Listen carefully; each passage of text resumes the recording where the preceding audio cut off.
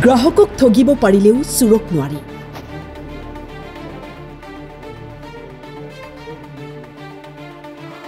ঘৰ বন্ধ কৰি গুৱাহাটীত বিয়া খাবলৈ অহা গৃহস্থই উভতি গৈ দুৱাৰ খুলি অবাক। কি এয়া? চলি আছে ৰাস, আহিছিল মুম্বাইৰ শিল্পী, গৃহস্থ আহিছিল গুৱাহাটীত বিয়া খাবলৈ। লোকে খবৰ নাৰাখিলেও চুৰে কিন্তু ভালদৰে ৰাখিলে। ঘৰত কোনো নথকাৰ সুযোগ লৈ চুৰে চলালে লুটপাট। আমি ঘৰত নাছিলো দুদিন ধৰি। আমি আজি ৰাতিপুৱা আহি গুৱাহাটীৰ পৰা আহি দেখো যে ঘৰত এনেধৰণৰ ঘটনা হৈছে। ৰাস চলি আছিল ইয়াতে, ৰাসৰ সুযোগ লৈয়ে কিজানি ৰাতি এইটো কাম কৰা হৈছে। টকাৰ 7 লাখ টকা লৈ চিটি গোল্ডবিলাক লোৱা নাই, কাঁহৰ বাচন লৈ যোৱা নাই।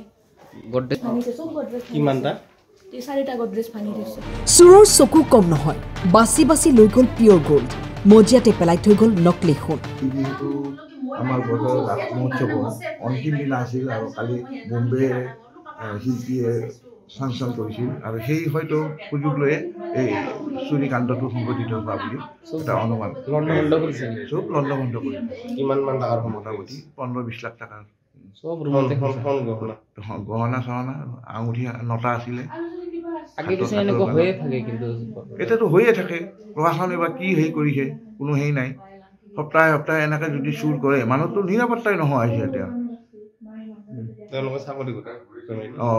মোৰ ফেমিলি মানে ভাতিজা ল'ৰাজন গুৱাহাটীত চাকৰি কৰে। বিয়া এখন আছিল, এই বিয়া খাবলৈ গৈছিল। আৰক্ষী আহিছিলে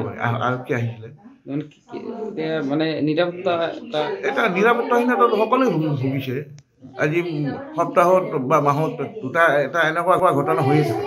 ইয়াৰ আগতে এনেকুৱা বহু ধৰণৰ ঘটনা আছে, কিন্তু আজিলৈকে এজন অপৰাধীও তাৰমানে পৰাস্ত কৰিব পৰা নাই।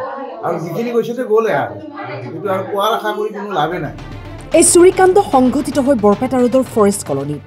অলংকাৰে লৈ গৈছে মূল্যৱান সামগ্ৰী। মোৰ লগত কেছ টকা নাছিল কাৰণে মই নাই বুলি কৈছোঁ।